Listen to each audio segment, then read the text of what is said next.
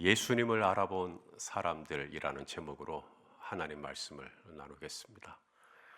오늘 본문에 보니까 요셉과 마리아가 예루살렘 성전에 올라갑니다. 예루살렘 성전에 올라가는 이유는 정결 예식을 행하기 위함이라고 말씀합니다. 22절 말씀을 같이 한번 또 읽어 보겠습니다. 22절. 이게 안 넘어가네요. 같이 22절을 읽겠습니다. 시작. 모세의 법대로 정결 예식의 날이 참에 아기를 데리고 예루살렘에 올라가니, 모세의 법대로 정결 예식의 날이 되었기 때문에 예루살렘 성전에 올라갔다. 레위기 말씀에 의하면 그 여인이 아이를 낳을 때 아이를 해산할 때 이제 피가 나오잖아요. 그래서 여인이 부정해진다. 몸에서 피가 나왔기 때문에 여인이 부정해진다라고 이야기를 합니다. 그래서 아들을 낳았을 경우에는 40일 동안 부정하고, 딸을 낳았을 경우에는 80일 동안 부정해요. 이 부정하다라는 말이 얼른 듣기에는 좀 어감이 좋지 않은데, 사실 이 아들을 낳고 40일, 딸을 낳고 80일, 이건 몸조리 기간을 의미합니다. 최소한의 몸조리를 할 수 있는 기간을 보장하기 위해서 40일, 80일의 시간을 두고 있는 거죠. 그래서 여인이 이제 40일이 지난 겁니다. 오늘 이 마리아 같은 경우에는 예수님이 아들이니까 예수님을 출산하고 40일이라는 시간이 지나고 난 다음에 이제 정결 예식을 행함으로 말미암아 이제 부정함을 씻어내는 거죠. 그래서 이 부정함을 씻어내기 위해서 정결 예식을 행하는데 이제 번제를 드리면 되는 거예요. 저희가 레위기 말씀을 계속 수요일 날 보고 있는데, 이 번제를 행함으로 내 죄가 용서받는, 나의 부정함이 용서받는 그런 기능이 있기 때문에 이제 번제를 드림으로 이제 정결 예식을 행하는 겁니다. 근데 이 번제를 드릴 때 이 요셉과 마리아가 드린 제물이 뭐냐면 산비둘기 그리고 집비둘기로 번제를 드렸다. 자, 24절 말씀을 또 읽어볼게요. 시작. 또 주의 율법에 말씀하신 대로 산비둘기 한 쌍이나 혹은 어린 집비둘기 둘로 제사하려 함이더라. 번제를 드릴 때 형편이 좋으면 소를 드려요. 집에 소가 있는 사람은 소를 드려요. 또 양을 드려요. 혹은 염소를 드려요. 그런데 소도 양도 염소도 드릴 형편이 안 되면 이제 산비둘기, 야외에 있는 산비둘기나 집비둘기로 이제 번제를 드리는 건데, 오늘 요셉과 마리아가 바로 이 산비둘기와 집비둘기로 번제를 드렸다라는 것은 그만큼 가난했다는 것을 의미하는 거예요. 요셉과 마리아가 얼마나 가난했는지는 어제 말씀에서도 우리는 보았어요. 나사렛에서 예루살렘까지 갈 때 나귀를 이용할 돈도 없어요. 그리고 여관에 묵을 숙소가 없어서 축사해서 아이를 출산하고, 아이를 눕힐 곳이 없으니까 구유의 아이를 눕히는, 얼마나 참 마음이 아려오는 그런 대목인지 모르겠습니다. 그런데 오늘 본문에서도 요셉과 마리아가 얼마나 형편이 어려운지를 짐작하게 하는 그런 모습이 나오죠. 요셉과 마리아는 세상적인 물질로 보면 남들보다 부족했을지 모르지만, 그래도 요셉과 마리아는 모세의 법대로, 다시 말해 하나님의 말씀에 순종해서 이 정결 예식을 행하기 위하여 예루살렘 성전으로 올라옵니다. 예루살렘 성전에 왔을 때 이제 놀라운 만남이 준비되어 있었습니다. 자, 먼저 누구를 만나냐면 시므온을 만나게 됩니다. 자, 오늘 본문 25절을 또 같이 읽어봐요. 시작. 예루살렘에 시므온이라는 사람이 있으니 이 사람은 의롭고 경건하여 이스라엘의 위로를 기다리는 자라. 성령이 그 위에 계시더라. 자, 시므온은 어떤 사람이라고요? 의롭고 경건한 사람이다. 시므온이 선지자다, 혹은 시므온이 제사장이다, 이런 말이 없습니다. 시므온은 그냥 의롭고 경건한 사람이다. 다시 말해 시므온은 평신도였던 겁니다. 평신도로서 의롭고 경건한 생활을 했던 교회 안에 집사님 혹은 권사님, 성직자는 아니었지만 그는 이스라엘의 위로를 기다리는 사람이었다. 이스라엘의 위로를 기다렸다는 말은 아기 예수님을 기다렸다는 이야기예요. 시므온은 평신도였어요. 평신도였지만 그는 의로운 사람이었고, 그는 경건한 사람이었고, 더 나아가 성령이 그 위에 계시더라. 성령이 그 위에 계시더라. 평신도였지만 늘 성령 충만한 사람이었어요. 성령님께 감동을 받았대요. 기도하다가 감동을 받았는데 무슨 감동을 받았냐면 바로 그리스도, 예수 그리스도를 보기 전에는 너는 죽지 않는다. 이런 감동을 받았다는 거예요. 자, 그 다음 절을 보겠습니다. 26절 시작. 그가 주의 그리스도를 보기 전에는 죽지 아니하리라 하는 성령의 지시를 받았더니, 이 당시 시므온의 나이가 약 100세 이상이 되었을 것이다 라고 이야기를 합니다. 100세 이상이 된 평신도, 전승에 의하면 그는 110세 정도 되었을 거라고 봐요. 굉장히 연로하신 분이시죠. 100살이 넘었지만 100살이 넘어서도 그는 의롭고 경건한 생활을 했다라는 거죠. 100살이 넘었지만 그는 성령으로 충만했다는 겁니다. 100살이 넘었지만 그는 성령의 감동을 받고 성령의 지시를 받았던 사람이었다는 거죠. 100살이 넘었지만 그는 영적으로 충만했던 사람이었던 겁니다. 겉사람은 약해졌겠죠. 100살이 넘었으니 시력도 약해졌겠고, 청각도 약해졌겠고, 걷는 것도 약해졌겠고, 뭐 밥을 먹고 음식을 소화시키는 것도 약해졌겠고, 목소리도 약해졌겠고, 모든 것이 약해졌을 것이지만 시므온은 믿음은 약해지지 않았어요. 믿음은 날로 더 청청했고, 믿음은 날로 더 밝았고, 믿음은 날로 더 깊었고, 그래서 예수님을, 요셉과 마리아가 예수님을, 아기 예수님이에요. 예수님을 출생하고 40일밖에 지나지 않았다니까요. 정결례식을 행하려면. 아기가 40일이면 기억나세요? 조정희 집사님, 아기가 40일이면 아기가 어떤 상태인지? 목을 가누지도 못해요. 시력이나 청각이 아직은 온전하지 못합니다. 그래서 눈도 잘 못 마주쳐요.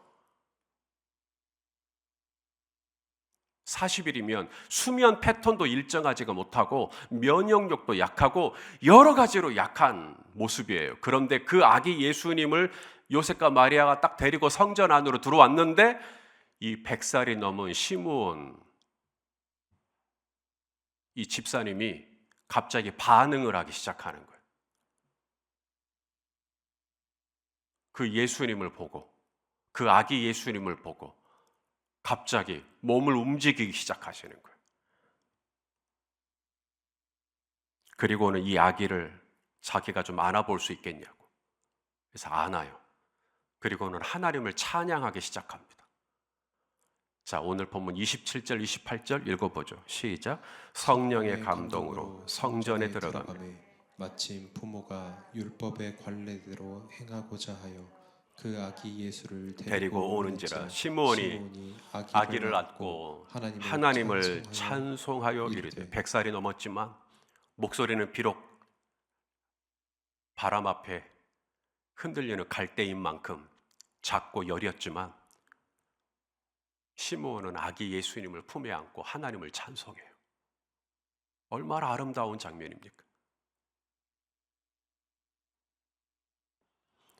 그리고는 이제 이 예수님을 안고 이제 찬양을 하는데 그 찬양의 가사가 예언적이에요. 찬양의 가사가 예언적입니다. 29절 말씀부터 한번 읽어보죠. 시작.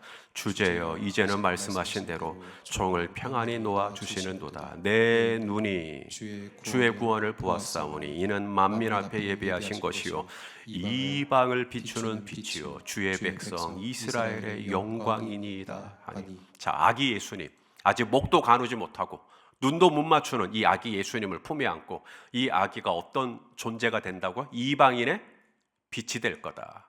이스라엘의 영광이 될 거다. 이 얘기를 하는 거예요.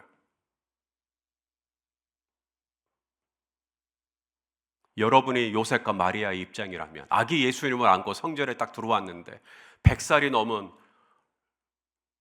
연로하신 어른이 갑자기 다가오더니 아기 예수님을 한번 안아보자고. 그리고는 이 아기가 이방인의 빛이 될 것이고 온 이스라엘의 영광이 될 것이다. 이런다면 얼마나 놀라운 경험이겠어요. 자, 시므온이 찬양을 합니다. 그렇게 시므온이 하나님을 찬양하자 그 찬양 소리를 듣고 반응한 사람이 있었어요. 오늘 본문에 바로 안나라고 하는 여자 선지자입니다. 자, 이 36절에 안나 선지자가 나오죠. 읽어보죠. 시작. 또 아셀 지파 바누엘의 딸 안나라 하는 선지자가 있어 나이가 매우 많았더라.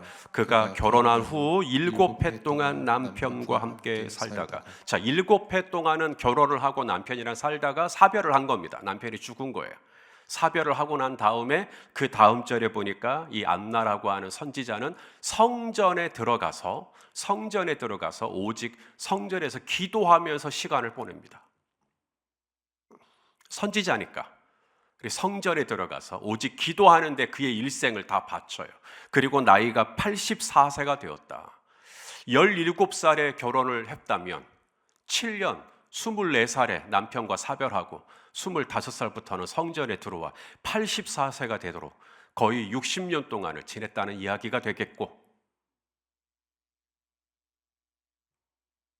그렇게 84세가 되도록 성전 안에서 기도하던 이 여인이, 이 선지자가 아기 예수님을 보고 찬양을 하는 시므온의 노랫소리에 반응을 해서 드디어 그 기도하던 장소에서 밖으로 나와요. 안나 선지자가 움직이기 시작합니다. 자, 38절 말씀을 읽어보겠습니다. 시작. 마침 이때에 나와서 하나님께 감사하고 예루살렘의 속량을 바라는 모든 사람에게 그에 대하여 말하니라. 마침 이때에 나왔다. 이 말씀이, 그러니까 성전에서 기도하다가 성전 밖으로 나가가지고 드디어 예루살렘의 속량을 기다리는 사람들에게 예수님에 대해서 증거했다라는 말씀은 아닙니다. 여기 나와서라는 말은 성전 안에 있다가 장소를 성전 밖으로 옮겼다는 이야기가 아니고요.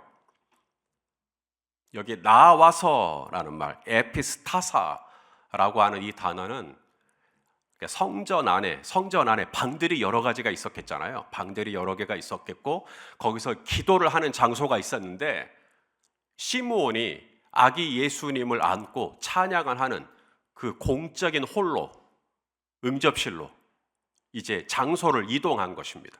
에피스타사라는 말이 무슨 말이냐면 아기 예수님을 향하여 가까이 나아가다라는 뜻입니다. 성전 안으로 예수님을 데리고 딱 들어왔고 성전 안에서 시므온이 아기 예수님을 보고 알아보고 예수님을 안고 하나님을 찬양하고 그 하나님을 찬양하는 소리를 듣고 어느 한 장소에서 기도를 하던 안나 선지자가 거실로, 응접실로 가까이 나와서 이 아기 예수님을 향하여 가까이 걸어가기 시작했다는 이야기예요. 그리고는 이 예수님을 딱 보고 안나 선지자가 사람들에게 뭐라 그러냐면 예루살렘의 속량을 바라는 여러분이여 이분이 그리스도 예수요 라고 얘기를 했다는 겁니다. 요셉과 마리아의 입장에서 40일이 지나 정결 예식을 행하기 위하여 모세의 관례대로 법대로 성전에 올라왔을 뿐인데 성전에 들어가자마자 놀라운 만남을 경험합니다. 시므온이라는 사람, 성제 처음 봤어요. 안나라고 하는 선지자 처음 봤어요. 그런데 전부 이분들이 와서는 우리 아기 예수님을 다 알아보는 거죠. 그리고는 아기 예수님을 찬양하기 시작하고, 우리가 하나님의 뜻을 발견하는 방법 중에 하나가 뭐냐면 옆에 있는 사람을 통해서 말씀하시는 거예요. 시므온을 통해서 말씀하시고 안나를 통해서 말씀하시고, 아, 정말로 우리 예수님 마리아가 예수님을 임신할 때 천사를 통해서 이 아기가 바로 하나님의 아들이라는 고지를 받았어요. 하지만 그거는 마리아의 경험이에요. 요셉도 마찬가지. 내 아내 데려오기를 두려워하지 말라라고 하면서 천사가 네 아내가 임신한 그분은 하나님의 아들이다. 그래서 요셉도 하나님의 아들인 것을 알고 있었어요. 하지만 요셉과 마리아 두 분만의 경험이에요. 이 아기가 예수님이라는 것을, 하나님의 아들이라는 것은 오직 두 사람만 알고 있는 경험이에요. 천사를 통해서 받은 메시지죠. 그런데 아기 예수님을 이제 낳았어요. 출산을 했어요. 구유에 눕혔어요. 그때 누가 오냐면 목자들이 왔어요. 밖에서 양을 치던 목자들이 들어오는 거예요.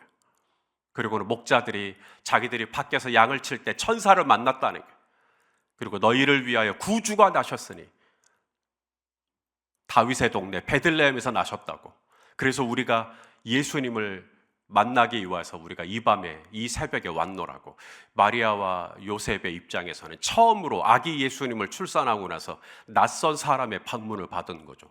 목자들의 만남. 아, 정말로 이분이 하나님의 아들이시구나. 그로부터 40일이 지났어요. 40일이 지나 성전에 들어갔는데 시몬이라는 낯선 사람이, 어르신이 오더니 이분은 이방인의 빛이고 이분은 이스라엘의 영광입니다. 이런 얘기를 하는 거죠. 그리고는 안나라고 하는 여자 선지자, 84세가 된 여자 선지자가 오더니 이분은 예루살렘의 속량을 할 자입니다. 하나님의 뜻을 분별하는 것 중에 하나가 이런 여러 사람들을 통해서 확신해 주는 거예요.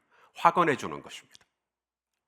나 혼자 천사의 음성 듣고, 나 혼자 환상 보고, 나 혼자 경험하는 것이 아니라 이조수 집사님도 이런 얘기를 하고, 정순애 권사님도 이런 얘기를 하고, 조적의 집사님도 이런 얘기를 하고, 아, 이거 진짜 하나님의 뜻이구나 라고 확인하게 되는 것이죠.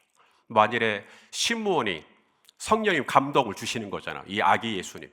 그런데 감동을 주시는데 움직이지를 않아요. 그 예수님에게 다가가지를 않아요.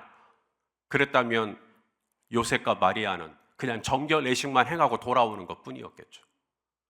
안나 선지자가 하나님의 감동을 받았지만 바로 이 아기 예수님이 예루살렘을 속량할 자라고 예언하지 않았다면 그냥 마리아와 요셉은 정결 예식만 행하고 돌아올 뿐입니다. 그런데 이 두 사람이 성령의 감동에 순종하고 나아가서 고백하는 것이죠. 하나님이 제 안에 이런 마음을 주십니다. 이 아기는 이방인의 빛이 될 것입니다. 이 아기는 이스라엘의 영광이 될 거예요. 이 아기는 예루살렘을 속량할 자입니다. 예루살렘을 구원할 자입니다. 우리 성도님들도 마찬가지예요. 하나님이 우리 성도님들에게도 감동을 주셔서 누군가에게 어떤 메시지를 전하라는 감동을 주실 때가 있어요. 그런데 우리는 늘 죄인이기 때문에 성령의 감동을 받았지만 내가 받은 성령의 감동이 틀릴 수도 있어요. 하나님은 나에게 그런 감동을 주신 일이 없는데 그냥 나 혼자 생각하고 말하는 것일 수도 있어요. 그래서 우리는 누군가에게 성령의 감동의 메시지를 전할 때 늘 앞에 전제를 깔아야 돼요. 틀릴 수도 있다는 걸 깔아야 돼요. 저도 그래요. 저도 뭔가 하나님의 메시지를 우리 성도님들에게 전할 때 틀릴 수 있다는 걸 먼저 전제해요. 제가 성령의 감동을 받았는데 아닐 수도 있습니다. 그런데 제 안에는 이런 마음이 있습니다 라고 하고 전해요. 중요한 건 그렇게 전했을 때 정말로 이게 하나님의 감동이고 성령의 감동하심이라면 하나님은 나의 메시지, 또 우리 옆에 있는 형제 자매들의 메시지를 통하여서 하나님의 뜻을 내 안에 확인시켜 주신다라는 거죠. 오늘도 우리 성령의 감동하심을 받아 하나님의 뜻과 메시지를 잘 전달해 주는 통로가 되시기를, 이날 하루 주님의 은혜가 함께 하시기를 주의 이름으로 축원합니다. 예, 기도하시겠습니다. 오 아버지 하나님, 오늘 아기 예수님을 향하여서 시므온이 찬양을 하고 안나 선지자가 나와 이 예언을 합니다. 성령님이 우리에게 감동하실 때 우리가 성령의 감동하심에 순종하고 우리가 누군가에게 하나님의 뜻을 확인해 주는 귀한 통로로 쓰임 받기를 원하오니 주여, 우리가 남을 통해서 하나님이 확인해 줄 때, 그리고 나를 통해서 누군가에게 확인을 해줄 때 하나님께 쓰임 받는 우리가 될 수 있도록 인도하여 주옵소서. 예수님의 이름으로 기도합니다. 아멘.